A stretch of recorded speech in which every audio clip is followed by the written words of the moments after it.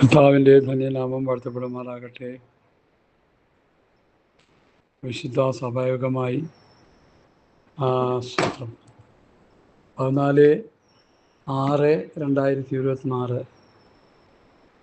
June മാസം കർത്താവിൻ്റെ സന്നിധിയിലായിരിക്കാൻ ഞങ്ങൾക്ക് കർത്താവ് കൃപ തന്നുകൊണ്ട് നന്ദിയോടെ സ്തോത്രം. ദൈവവചനം കേട്ടുകൊണ്ടിരിക്കുന്ന എല്ലാ പ്രിയപ്പെട്ടവർക്കായി സ്തോത്രം. വചനങ്ങൾ എല്ലാവർക്കും അനുഗ്രഹവും നന്മയും വിടുതലുമായി തീരട്ടെ.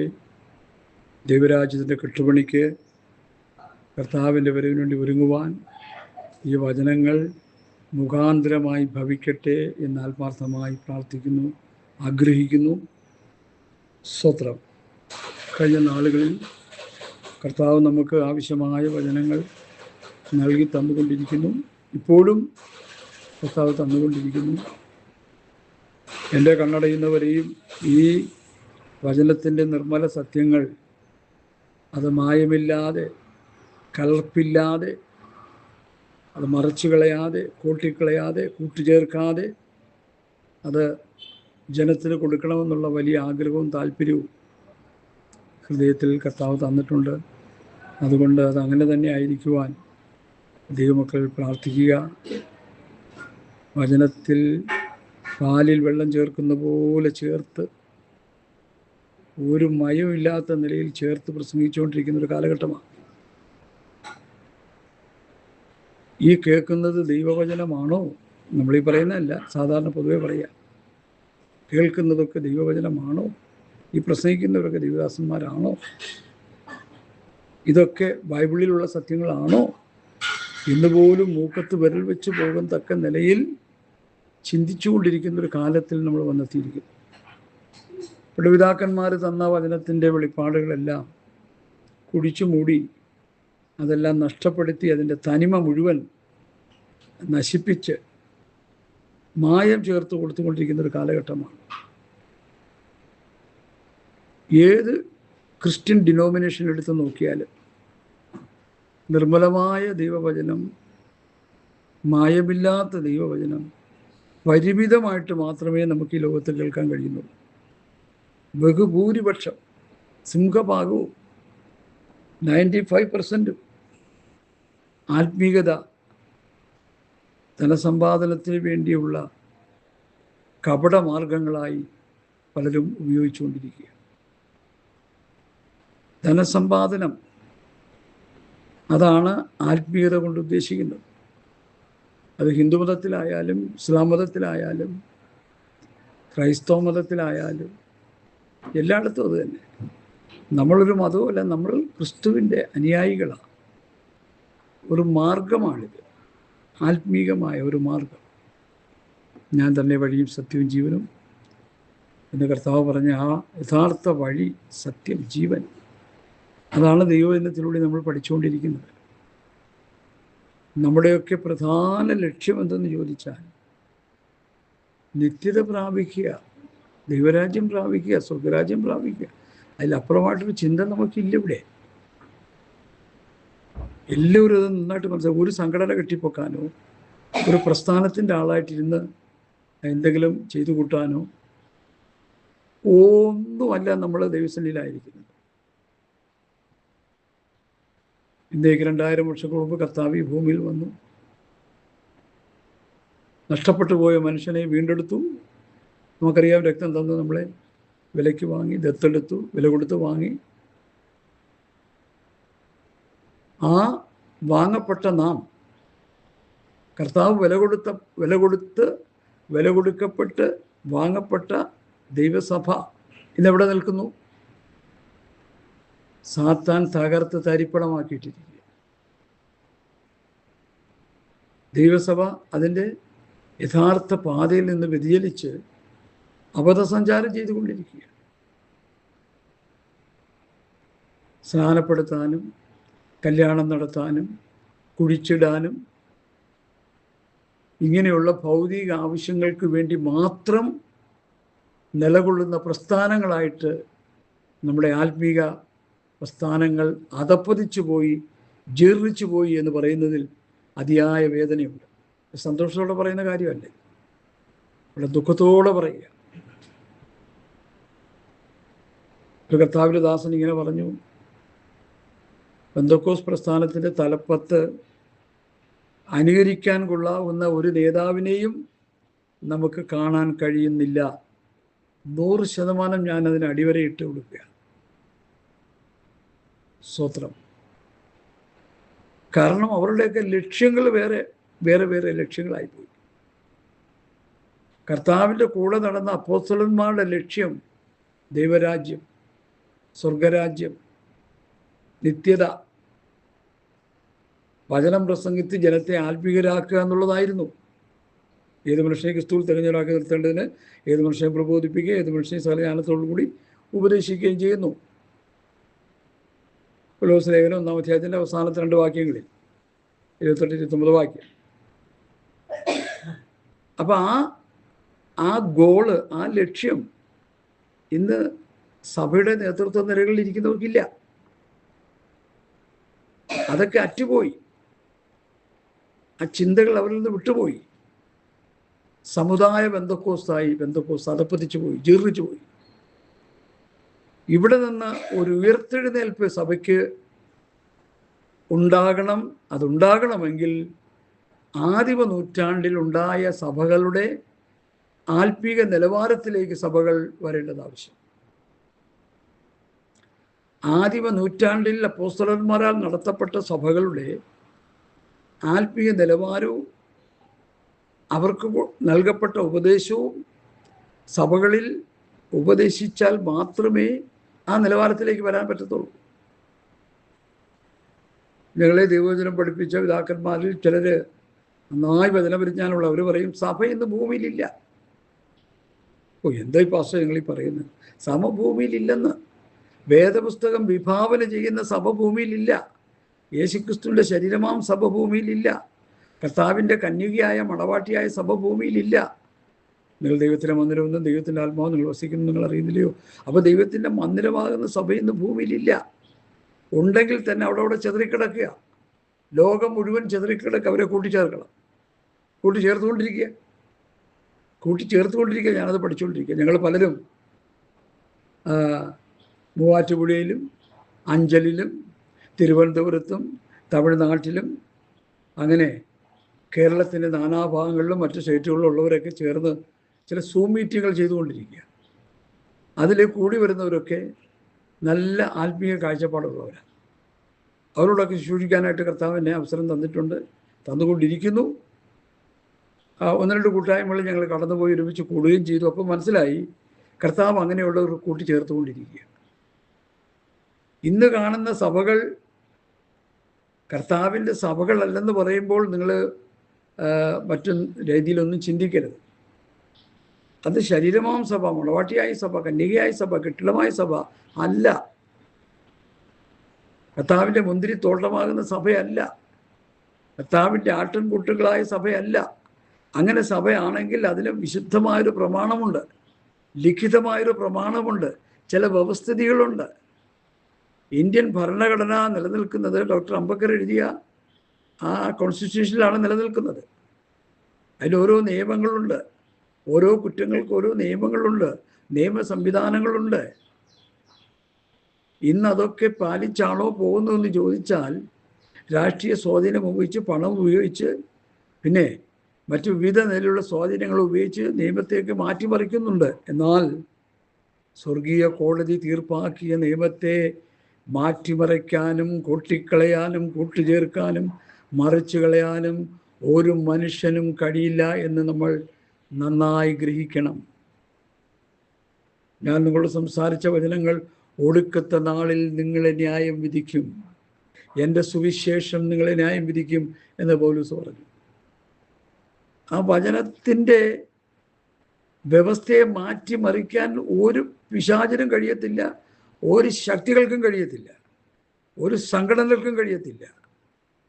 അങ്ങനെ മാറ്റിക്കളയുന്നവർ ആ സംഘടനകളും പ്രസ്ഥാനങ്ങളും നശിച്ച് നാമാവിശേഷമാകും.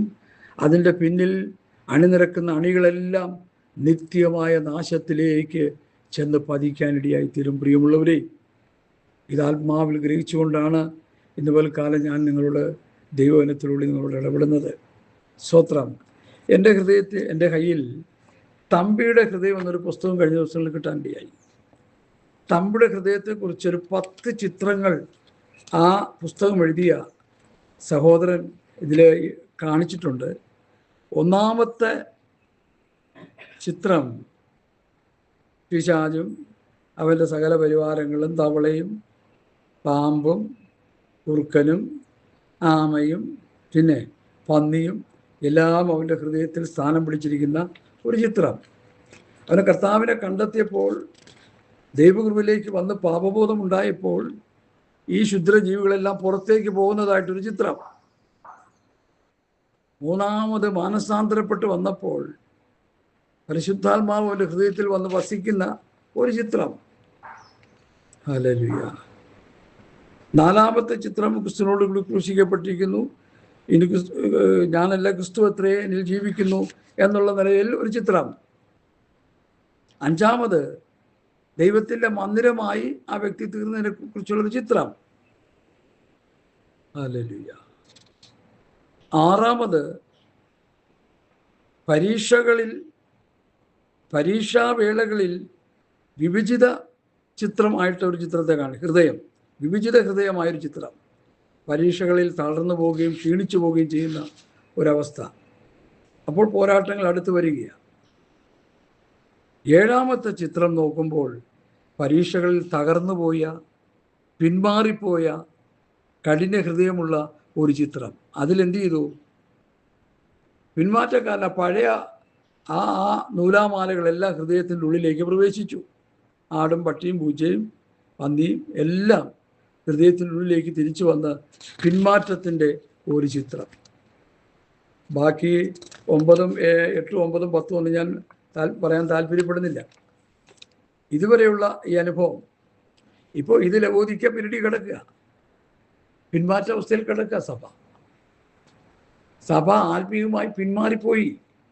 ആത്മീയ കുരുടന്മാരായി, ആത്മീയ ദരിദ്രന്മാരായി, ആത്മീയ നഗ്നന്മാരായി കിടക്കുക. എവിടെ ആരെന്ത് പറഞ്ഞാലും പറയും ദൈവസഭ തകർന്നു കിടക്കുന്നു, ദൈവസഭ നശിച്ചു കിടക്കുന്നു, ആത്മീയരായിട്ട് ആരുമില്ല, എല്ലാവരും അവരവരുടെ ഇഷ്ടത്തിനനുസരിച്ച്, നേതാക്കന്മാർ അവരുടെ ഇഷ്ടത്തിനനുസരിച്ച് അവരുടേതായ താല്പര്യങ്ങൾ സഭകളിൽ പ്രസംഗിച്ചു വയ്ക്കുന്നു. പഥ്യവചനം, പഥ്യോപദേശത്തിന് കാക്കാശിന് വിലയില്ലാത്ത അവസ്ഥയിൽ അവരതൊക്കെ എടുത്ത് തോട്ടിക്കളഞ്ഞിരിക്കുകയാണ്. അങ്ങനെ വിവിധ നിലയിൽ പലരും പല നിലയിൽ പറഞ്ഞുകൊണ്ടിരിക്കുക. ഞാനിതിൻ്റെ ഇടയിൽ അവരോട് എനിക്ക് പറയാനുള്ളത്, ഈ മാനുഷികമായ ഇടപെടലുകളല്ല എനിക്ക് അവരോട് പറയാനുള്ളത്.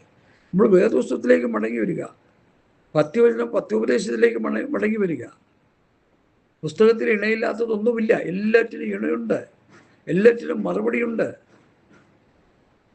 നവീകരണ കാലഘട്ടങ്ങളെക്കുറിച്ച് പഠിച്ചു വരുമ്പോൾ 7 സഭ യോഹന്നാൻ കണ്ട വെളിപ്പാട്, ക്രിസ്തുവിൻ്റെ വെളിപ്പാട് അത് യോഹന്നാന് കൊടുത്തു. അതിൽ എഫെസോസ് സഭ തൊട്ട് ലവോദിക്ക സഭ വരെ 7 സഭകളെ 7 കാലഘട്ടങ്ങളെ കാണിക്കുന്നു.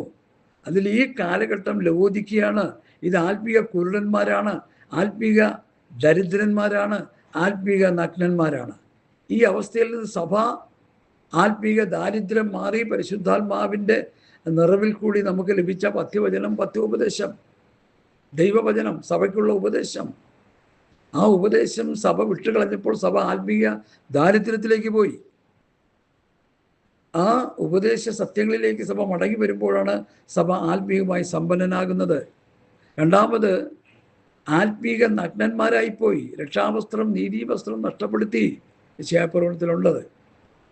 അപ്പോൾ ആത്മീക നഗ്നതയിലേക്ക് മാറി. ആ രക്ഷാവസ്ത്രവും നീതിയും വസ്ത്രവും തിരിച്ചു പിടിക്കണം, അത് പ്രാപിച്ചെടുക്കണം ദൈവസന്നിധിയിൽ. അതിനുവേണ്ടിയായിരിക്കണം ഉപവാസം, അതിനുവേണ്ടിയായിരിക്കണം പ്രാർത്ഥന. മൂന്നാമത് ആത്മീക കുരുടന്മാരെ കൊണ്ട് നിറഞ്ഞു കിടക്കുക. ആത്മീയ കുരുടൻ കർത്താവ് ഈ ഭൂമിയിൽ വന്നപ്പോൾ നിലനിന്ന സഭയാണല്ലോ, അല്ല പ്രസ്ഥാനമാണല്ലോ യഹൂദജാതി, യഹൂദമതം. ഗവൺമെൻറ് റോമൻ ഗവൺമെൻറ്, റോമാക്കാരുടെ ഭരണകാലമാണ് കർത്താവ് ഈ ഭൂമിയിൽ അവതരിക്കുന്നത്. അപ്പോൾ യഹൂദ ജാതി എൻ്റെ ആലയം പ്രാർത്ഥനാലയം എന്ന് വിളിക്കപ്പെടും.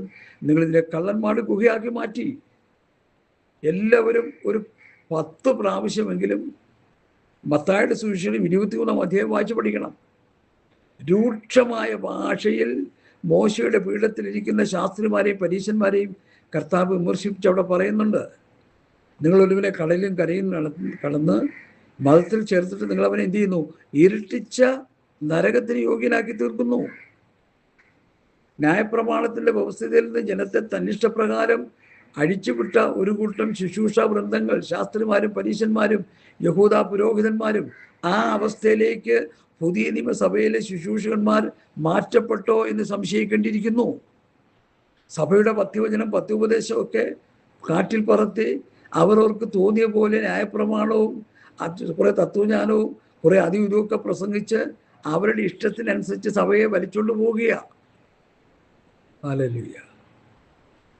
വലിയ അപകടം മണത്തത് കൊണ്ടാണ് ഞാനിത് പറയുന്നത്. പ്രിയമുള്ളവരെ, ഇന്ന് പകൽക്കാലം ഈ വചനത്തിൻ്റെ വെളിപ്പാടിലേക്ക് വരുവാൻ ഞാൻ കർത്താവിൻ്റെ നാമത്തിൽ നിങ്ങളെ പ്രബോധിപ്പിക്കുന്നു. ലബോദിക്കാൻ മടങ്ങി വരണം, സമ്പന്നനാകണം, കാഴ്ച ലഭിക്കണം, ആത്മീയ നഗ്നത മാറണം, ആത്മീയ അന്ധത മാറണം, ആത്മീയമായി ശുഷ്കിച്ച അവസ്ഥ മാറി സഭ സമ്പന്ന അവസ്ഥയിലായി തീരണം. അതിന് 3 കൂട്ട കാര്യങ്ങൾ പ്രാപിച്ചെടുക്കണമെന്ന് ഞാൻ പ്രസംഗിച്ചുകൊണ്ടിരിക്കുക. ഞങ്ങളെ ദൈവവചനം പഠിപ്പിച്ച ദൈവഭൃത്യൻ ഇടപെടാതില്ലാതെ ഇത് പ്രസംഗിച്ചുകൊണ്ടിരുന്ന വിഷയമാണ്. അതുകൊണ്ട് ഇതെൻ്റെ ഹൃദയത്തിൽ ആഴമായി പതിഞ്ഞു. അതുകൊണ്ട് ഞാനും അത് ശക്തിയോടെ പ്രസംഗിച്ചുകൊണ്ടിരിക്കുക. നിങ്ങൾ ഈ അപ്പോസ്തലന്മാരുടെ ഉപദേശം കേട്ട് നിങ്ങളുടെ ആത്മീയമായ അവസ്ഥകൾക്ക് വലിയ വ്യത്യാസം വരാനിടയായി തീരണം. ഇല്ലെങ്കിൽ നമുക്ക് നിത്യത പ്രാപിക്കാൻ പറ്റത്തില്ല. ഊഹാപോഹങ്ങൾ കൊണ്ടൊന്നും ആർക്കും സ്വർഗത്ത് പോകാൻ പറ്റത്തില്ല. സ്വർഗത്ത് പോകാനുള്ള ഉപദേശമൊന്നും ആരും ഇവിടെ പഠിപ്പിക്കുന്നില്ല. ഈ ഭൂമിയിൽ കിടന്ന് തലകുത്തി മറിയാനുള്ള കാര്യങ്ങളൊക്കെ മനോഹരമായ നിലയിൽ പഠിപ്പിച്ചുകൊണ്ടിരിക്കുക. കൊച്ചുങ്ങളെ പഠിപ്പിച്ച് ഡോക്ടറാക്കുക, എഞ്ചിനീയറാക്കുക, വലിയ വലിയ പൊസിഷനിൽ കൊണ്ടുവന്നിരുത്തുക, കിട്ടുന്ന നന്മകൾ വെച്ച് സുഖിച്ച് പൊളച്ച് ജീവിക്കുക, ജഡത്തെ പോഷിപ്പിക്കുക. സ്വത്രം ജഡമോഹം, കൺമോഹം, ജീവനത്തിൻ്റെ പ്രതാപമുള്ള ജീവിതം നയിക്കുക, ജഡത്തിൻ്റെ മോഹങ്ങൾക്കനുസരിച്ച് ജീവിക്കുക, കണ്ണിന് ഇഷ്ടപ്പെട്ടത് കാണുകയും കേൾക്കുകയും ചെവിക്ക് ഇഷ്ടപ്പെട്ടത് കേൾക്കുകയൊക്കെ ചെയ്യുക, കർണരസമാകമാറ് പലതും കേൾക്കുകയൊക്കെ ചെയ്യുക. സ്വത്രം ഒരുത്തവൻ പ്രസംഗിക്കുന്നെങ്കിൽ ദൈവത്തിൻ്റെ അല്ലപ്പാട് സംസാരിക്കുന്ന പോലെ എന്ന് പൗലോസ് സത്യവചനത്തെ യഥാർത്ഥമായി പ്രസംഗിക്കണമെന്ന് പൗലോസ്. വേറൊരു ഭാഗത്ത് നിന്നെ സൂക്ഷിക്കുക, ഉപദേശിച്ച് സൂക്ഷിക്കുക, അങ്ങനെ ചെയ്താൽ നീ നിന്നെയും നിന്റെ പ്രസംഗം കേൾക്കുന്നതിൽ രക്ഷിക്കും. അപ്പോൾ പ്രസംഗം എന്തായിരിക്കണം? ഉപദേശം. ഇതൊക്കെ ഇന്ന് കാലഹരണപ്പെട്ടു പോയി. ഈ അപ്പോസ്തല ഉപദേശത്തിലേക്ക് സഭ മടങ്ങി വരണമെന്ന് ശക്തമായി പ്രാർത്ഥിക്കുകയും അതിനു വേണ്ടുന്ന ഉപദേശങ്ങൾ പറഞ്ഞുകൊണ്ടിരിക്കുകയും ചെയ്യുന്ന ഒരു സാധു മനുഷ്യനാണ് ഞാൻ. നമുക്കിങ്ങനെ അധികം പോകാൻ പറ്റത്തില്ല. അമേരിക്കയിലെ ശാസ്ത്രജ്ഞന്മാർ കഴിഞ്ഞ ദിവസങ്ങളിൽ അവർ കണ്ടെത്തിയത് ഈ ഭൂമിയിൽ നമുക്ക് ജീവിക്കാൻ പറ്റാത്ത അവസ്ഥ വരാൻ പോകുന്നു. ഈ ഭൂമി മനുഷ്യവാസം അല്ലാത്തതായി മാറുന്നു. ഇവിടെ മനുഷ്യന് തപസിക്കാൻ പറ്റാത്ത അവസ്ഥയിലേക്ക് മാറ്റപ്പെട്ടുകൊണ്ടിരിക്കുന്നു. വേറൊരു ഗ്രഹം, വേറൊരു സ്ഥലം നമ്മൾ കണ്ടെത്തേണ്ടിയിരിക്കുന്നു. അപ്പോൾ ഞാൻ പറഞ്ഞു, അതേ വേറൊരു സ്ഥലം കർത്താവ് നമുക്ക് വേണ്ടി തരുന്നുണ്ട്. പഴയ ആകാശം പഴയ ഭൂമി ചുട്ടരിച്ചിട്ട് ഒരു പുതിയ ആകാശം പുതിയ ഭൂമി നമുക്ക് വേണ്ടി തരുന്നുണ്ട്. പൊട്ടന്മാരായ ശാസ്ത്രജ്ഞന്മാരെ, നിങ്ങൾ വേദപുസ്തകം വായിച്ച് പഠിച്ചാൽ മതി. അത് വായിച്ച് പഠിച്ച് അതിൻ്റെ പ്രബോധനം ഉൾക്കൊണ്ടുകൊണ്ട് ജീവിച്ചാൽ മതി. ഒരു പുതിയ ആകാശം പുതിയ ഭൂമി ദൈവം നമുക്ക് വേണ്ടി ഒരുക്കുന്നുണ്ട്. നമ്മളെ ഒരു ചുക്കം ഉണ്ടാക്കാൻ പോണ്ട, നമ്മളെ കൊണ്ടൊരു കുന്തം ഉണ്ടാക്കാൻ പറ്റത്തുമില്ല. ഇവിടെ നമ്മളെന്തെങ്കിലും ഉണ്ടാക്കിയാൽ തന്നെ അതൊക്കെ നാശങ്ങളാണ്. ആകാശത്തു കൂടി പറക്കുന്ന വിമാനങ്ങൾ കണ്ടുപിടിച്ചു. വിമാന അപകടത്തിലൂടെ മരിച്ച ആൾക്കാർക്ക് കണക്കുണ്ടോ? ഹല്ലേലൂയ. മനോഹരമായ അമ്പരചുംബികൾ ഉണ്ടാക്കി നമ്മളതിൽ താമസിച്ചുകൊണ്ടിരിക്കുന്നു. ആ കെട്ടിടങ്ങൾ ഇടിഞ്ഞു വീണ് ചത്തുപോയ എത്രയോ പേരുണ്ട്. ഒന്നാന്തരം മരുന്നൊക്കെ പല രോഗങ്ങൾക്കും കണ്ടുപിടിച്ചു. ആ മരുന്ന് തന്നെ വേറെ രോഗത്തിന് ഓപ്പോസിറ്റായി തീർന്നിട്ട് മരിച്ചുകൊണ്ടിരിക്കുന്ന എത്രയോ പേരുണ്ട്. കഴിക്കുന്ന മരുന്ന് നമുക്ക് ഏറ്റ രോഗത്തിന് ശമനം വരുമെങ്കിലും വേറൊരു രോഗം ഫോം ചെയ്തെടുക്കുകയാണ് ആ മരുന്നുകൾ. ഇത് ശാസ്ത്രജ്ഞന്മാരും ഡോക്ടർമാരും പറയുന്ന കാര്യങ്ങളാണ്. അപ്പോൾ ഇവിടെ ഒന്നും മനുഷ്യൻ എന്തൊക്കെ ഉണ്ടാക്കിയെന്ന് പറഞ്ഞാലും എന്തൊക്കെ നേട്ടങ്ങൾ കണ്ടുപിടിച്ചു എന്ന് പറഞ്ഞാലും അതൊന്നും ആത്യന്തികമായി നമ്മളെ ഉയർച്ചയിലേക്ക് നടത്തുന്ന ഘടകങ്ങളല്ല. 70-80 സംവത്സരം ഈ ഭൂമി ജീവിക്കാൻ ഒരല്പം ആയുസ്സും ആരോഗ്യമൊക്കെ മരുന്ന് കൊണ്ട് തന്നെന്ന് വരും. എന്നാൽ അത് മരുന്ന് കഴിക്കുന്നവർ മരിക്കുന്നില്ലേ? മരുന്ന് കഴിച്ചുകൊണ്ട് തന്നെ മരിക്കുന്നില്ലേ? അപ്പോൾ ആ മരുന്ന് കൊണ്ട് പ്രയോജനം ഭവിക്കുന്നില്ലെന്നല്ലേ എൻ്റെ അർത്ഥം. സാക്ഷാൽ നമ്മളെ രോഗങ്ങളെ വഹിച്ചു വേദനയെ അവൻ ചുവന്നു. പാപസംബന്ധമായി മരിച്ച് നീതിക്ക് ജീവിക്കേണ്ടതിന് അവൻ തൻ്റെ ശരീരത്തിൽ നമ്മുടെ പാപങ്ങളെ ചുവന്നുകൊണ്ട് ക്രൂശിന്മേൽ കയറി. അവൻ്റെ അടിപ്പിടരാൽ നമുക്ക് സൗഖ്യം വന്നിരിക്കുന്നു. കർത്താവ് നമുക്ക് സൗഖ്യം തരുമ്പോഴാണ് അത് പൂർണ്ണമായ സൗഖ്യമായി തീരുന്നത്. സ്തോത്രം. USA ശാസ്ത്രജ്ഞന്മാർ പറയുന്നു, ഭൂമിയിൽ മനുഷ്യവാസം തീരാറായി. സ്തോത്രം. ബ്രാഗ്മാൻ എന്ന് പറയുന്ന ഒരു വ്യക്തി പറഞ്ഞിരിക്കുന്ന സത്യം ഇതാണ്: തവളകളെക്കുറിച്ച് പഠിച്ചുകൊണ്ടിരിക്കുക. ഒരു ദേശത്ത് നിന്ന് തവളകൾ പെട്ടെന്ന് അപ്രത്യക്ഷമാകുമ്പോൾ പിന്നീട് ആ ദേശത്ത് ഒരു മനുഷ്യനും ജീവിക്കാൻ പറ്റാത്ത ഒരു സ്ഥിതിവിശേഷം വന്നെത്തും അത്രേ. പത്രത്തിൽ വന്ന വാർത്തയാണ് ഞാനിത് എഴുതി വെച്ച് പറയുന്നത്. എനിക്കറിയാവുന്ന കാര്യങ്ങളല്ല ഇത്, ബുദ്ധിജീവികൾ പറയുന്നതാ. തവളകൾ എവിടെ നിന്ന് കൂട്ടത്തോടെ മാറിപ്പോകുന്നു, ആ ദേശം വലിയ താമസം കൂടാതെ നശിച്ച് നാമാവശേഷമാകും. തവളകൾക്കും കൂടി ജീവിക്കാൻ പറ്റുന്ന ഒരു അന്തരീക്ഷം വേണം, നമുക്കും ഉണ്ടാകണമെന്ന് ശാസ്ത്രജ്ഞന്മാർ പറയുക, ഞാനല്ല. Hallelujah, hallelujah. അതുകൊണ്ട് എന്നെ കേൾക്കുന്ന പ്രിയപ്പെട്ടവരെ, നിങ്ങളോട് എനിക്ക് പറയാനുള്ളത്, എന്നെക്കുറിച്ചൊന്നും പറയാനില്ല, കർത്താവിൻ്റെ വചനത്തെക്കുറിച്ച് മാത്രമേ എനിക്ക് പറയാനുള്ളൂ. അതെ, ഈ ഭൂമി മനുഷ്യവാസമില്ലാതായി തീരുമെന്ന് കർത്താവിൻ്റെ വചനം പഠിപ്പിക്കുന്നുണ്ട്. ഇവിടെ നിൽക്കുന്ന മനുഷ്യൻ്റെ കണ്ണുകൾ ചീഞ്ഞു പോകും, കൺതടങ്ങൾ ചീഞ്ഞു പോകും, അസ്ഥികൾ ഉരുകിപ്പോകും. സെഖറിയാ പ്രവാചകന്റെ പുസ്തകത്തിൽ ആ വാക്യമുണ്ട്. ഞാൻ വേണമെങ്കിൽ നിങ്ങളെ ഒന്ന് വായിച്ച് കേൾപ്പിക്കാനായിട്ട് എനിക്ക് താല്പര്യമുണ്ട്. സെഖറിയാ പ്രവാചകന്റെ പുസ്തകത്തിൽ മനോഹരമായ പ്രവാചകൻ അത് എഴുതി വച്ചിട്ടുണ്ട്. ഹല്ലേലൂയ, സ്തോത്രം, സ്തോത്രം. Praise the Lord. Hallelujah, hallelujah, hallelujah. Zechariah പ്രവാചകന്റെ പുസ്തകം അതിൻ്റെ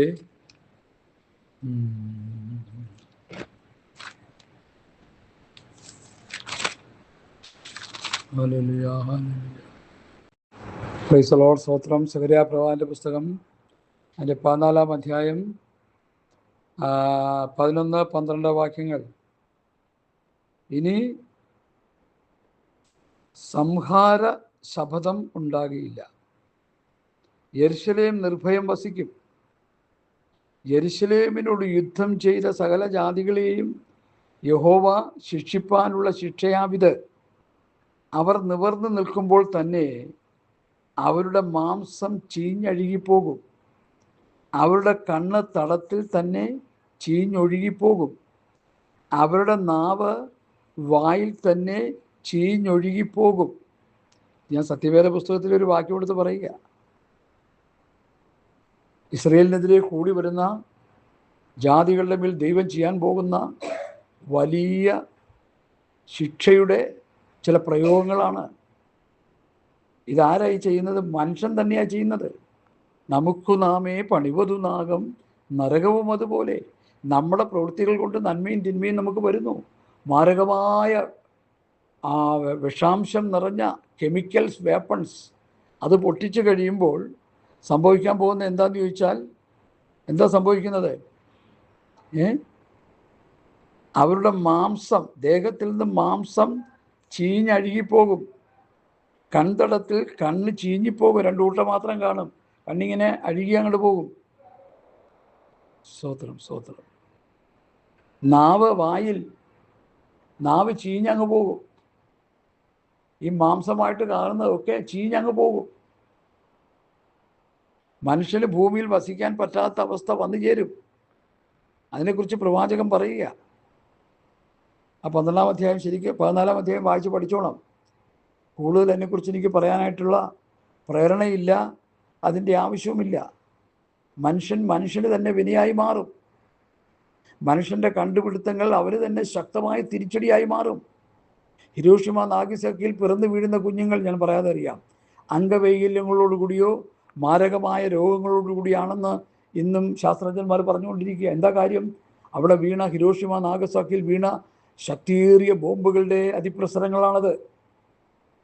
അപ്പോൾ അതൊന്നും ദൈവം സൃഷ്ടിച്ചതല്ല. ഈ ഭൂമി മനുഷ്യനെ പാർക്കാനാണ് സൃഷ്ടിച്ചത്. ഈ ഭൂമിയെ 100 പ്രാവശ്യം ചുട്ടരിക്കാനുള്ള രാസായുധങ്ങൾ മനുഷ്യൻ സൃഷ്ടിച്ചു വെച്ചിരിക്കുന്നുവെന്ന് ശാസ്ത്രജ്ഞന്മാർ തന്നെ വെളിപ്പെടുത്തുക. 100 പ്രാവശ്യം ഭൂമിയെ കത്തിച്ച് കളയാനുള്ള സംവിധാനങ്ങൾ മനുഷ്യനുണ്ടാക്കി വെച്ചിട്ടാണ് പക്ഷവേശ സമ്മേളനം നടത്തുന്നത്, സമാധാനത്തെക്കുറിച്ച് പറഞ്ഞുകൊണ്ടിരിക്കുന്നത്. അതാണ് പൗലോസ് പറഞ്ഞ സമാധാനം സമാധാനം എന്ന് പറയുമ്പോൾ ഗർഭിണിക്ക് പ്രസവവേദന വരുന്ന പോലെ പെട്ടെന്ന് നാശം വന്ന് സംഭവിക്കും. എന്നെ കേൾക്കുന്ന പ്രിയപ്പെട്ടവരെ, നമുക്ക് നമ്മുടെ വീണ്ടെടുപ്പ് അടുത്തുപോയി. നമുക്ക് കർത്താവിൻ്റെ വരവിന് വേണ്ടി ഒരുങ്ങേണ്ട സമയമാണിത്. അതുകൊണ്ട് കർത്താവിൻ്റെ വരവിന് വേണ്ടി ഒരുങ്ങാനായിട്ട് ദൈവമക്കൾ സന്നദ്ധരാകുക. ഗേഹസി തോട്ടങ്ങൾ ഉണ്ടാക്കാനും സമ്പാദിക്കാനും ഗേഹസി പോയതുപോലെ അനേക ഗേഹസിമാർ കോടിക്കണക്കിന് രൂപ സമ്പാദിച്ച് ആ സമ്പാദ്യങ്ങളുമായിട്ട് പോയിക്കൊണ്ടിരിക്കുക. എന്നിട്ട് ഓരോ മണ്ടത്തരങ്ങൾ വിളിച്ച് പറഞ്ഞുകൊണ്ടിരിക്കുക. സ്തോത്രം. ഞാനതൊന്നും പറയാനായിട്ട് ഇപ്പോൾ താല്പര്യപ്പെടുന്നില്ല. അത് പറയേണ്ട അവസരങ്ങൾ വരുമ്പോൾ പറയും. ലോകത്തിന് അൻപുപരാകരുത്. ലോകക്കാരായിരിക്കാതെ വണ്ണം ലോകത്തിൽ ഞാൻ നിങ്ങളെ തിരഞ്ഞെടുത്തു. ജഡമോഹം, കൺമോഹം, ജീവനത്തിൻ്റെ പ്രതാപം അതെല്ലാം പിതാവിൽ നിന്നല്ല ലോകത്തിൽ നിന്ന് അത്രയാകുന്നു. നമ്മൾ ലോകക്കാരായിരിക്കാതെ വണ്ണം ജീവിക്കാനാ ദൈവം നമ്മെ തിരഞ്ഞെടുത്തത്. ഇസ്രായേലിനെ കുറിച്ച് പറഞ്ഞ തനിച്ചു പാർക്കുന്ന ഒരു ജനം, ജാതികളുടെ കൂട്ടത്തിൽ അവരെണ്ണപ്പെടുന്നില്ല. നമുക്കൊരു ആത്മീക സൗന്ദര്യം കർത്താവ് തന്നിട്ടുണ്ട്. രക്ഷിക്കപ്പെട്ട് സ്നാനപ്പെട്ട് പരിശുദ്ധാംശം പ്രാപിച്ച് ആത്മഫലത്താലും വരയത്താലും നിറയപ്പെടുമ്പോൾ അത് തന്നെയാണ് ആത്മീകമായ ആഭരണം. അതിന് പ്രത്യേക ആഭരണമൊന്നും നമുക്ക് വേണ്ട. അഹരോനെ പോലെ ദർശനം നഷ്ടപ്പെട്ട നേതൃത്വ നിരകൾ ഇന്ന് ആത്മീയ ഗോളത്തിൽ കിടന്ന് ചപ്പും ചവറും ഒക്കെ വിളിച്ച് പറഞ്ഞുകൊണ്ടിരിക്കുക. അവരൊക്കെ പണ്ട് തീനാവുകളായിരുന്നു. തീപ്പന്തങ്ങളെപ്പോലെ ജ്വലിച്ചു നിന്ന ശുശ്രൂഷകന്മാർ കോടിക്കണക്കിന് രൂപ സമ്പാദിച്ച് ധനാഢ്യന്മാരായി വലിയ വലിയ സമ്പന്നമായ അവസ്ഥയിൽ വന്നു കഴിഞ്ഞപ്പോൾ ഈ പഥ്യവചനം പഥ്യോപദേശമൊക്കെ അവരെന്ത് ചെയ്തു? കുഴിച്ചു മൂടി. ഇപ്പോൾ വായി വരുന്ന കോതയ്ക്ക് പാട്ടെന്ന് പറഞ്ഞ പോലെ പറഞ്ഞുകൊണ്ടിരിക്കുക. ഈ ലോകത്തിന് അൻരൂപരാകരുതെന്നുള്ള ഒറ്റ വാക്യം മതി ഈ ലോകക്കാരെ പോലെ നമ്മൾ ജീവിക്കരുതെന്ന്. ലോകത്തിൻ്റെ താടി മൂടികൾക്കനുസരിച്ച് നമ്മൾ ജീവിക്കരുതെന്ന്. നമ്മുടെ അണിഞ്ഞൊരുങ്ങൽ ആത്മീകമായ അനുഗ്രഹങ്ങൾ പ്രാപിച്ചാണ്. ആത്മഫലത്താലും വരത്താലും നിറയപ്പെട്ട ഒരാത്മീക അണിഞ്ഞൊരുങ്ങലാണ് ഒരു ദൈവത്തിന് വേണ്ടത്. ലോകത്തിൻ്റെ മനുഷ്യൻ ചെയ്യുന്ന പോലെയൊന്നും അല്ല. ലോക മനുഷ്യൻ ചെയ്യുന്നതൊന്നും ദൈവസഭ ദൈവമക്കൾക്ക് ചെയ്യാൻ പാടില്ല. അണിഞ്ഞൊരുങ്ങലിലും അവർ ചെയ്യുന്നതിലും പ്രവൃത്തിയിലും വാക്കുകളിലും എല്ലാ കാര്യങ്ങളിൽ നിന്നും ഒരു വ്യത്യസ്തരായി ദൈവമക്കൾ കാണപ്പെടണം. വേർപാടും വിശുദ്ധിയും നഷ്ടപ്പെടുത്തിയ തലതിരിഞ്ഞ നേതൃത്വ നിരകളാണ് നമ്മുടെ ആത്മീയ ഗോളത്ത് തലപ്പത്തിരിക്കുന്നവരെ. കഞ്ഞിക്ക് വകയില്ലാത്തവരുടെ മക്കളായിരുന്നു അവർ. സുവിശേഷം കൊണ്ട് കോടികൾ ഉണ്ടാക്കി അവരുടെ കയ്യിൽ സമ്പത്ത് വന്നപ്പോൾ എങ്ങനെയും ജീവിക്കാം, ഒരു കുഴപ്പമില്ലാന്ന് ചിന്തിക്കുന്ന അവസ്ഥയിലേക്ക് കാര്യങ്ങൾ മാറ്റപ്പെട്ടു. ഞാൻ ആരുടെയും പേരുകൾ ഇവിടെ പരാമർശിക്കാതെയാണ് ഈ വിഷയം ഞാൻ പറയുന്നത്.